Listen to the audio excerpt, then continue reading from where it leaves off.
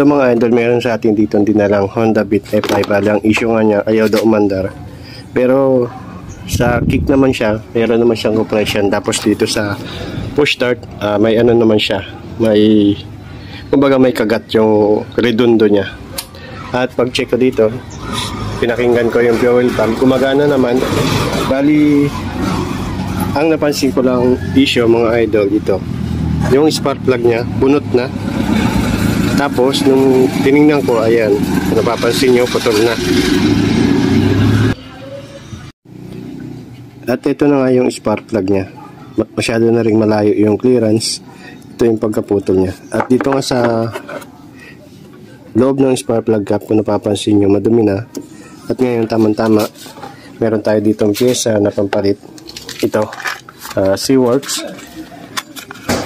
Bali, dalawang klase ito. May B-type. Ang ibig sabihin ng B-type, yung mga pang NMAX.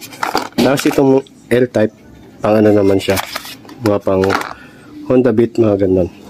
Ngayon, testing na natin palitan kung mapapa-under na natin. At sa mga gusto mag-order pala, andito naman yung link. At ito na mga idol na ikabit na natin. Sa mga F5 pala, ganito ang gagamitin nyo kasi ito, ano to, resistorize. So, kaya magpapalit ng mga spark plug cap sa mga F5 na hindi resistorize. Ayan, testing na natin kung aandar siya.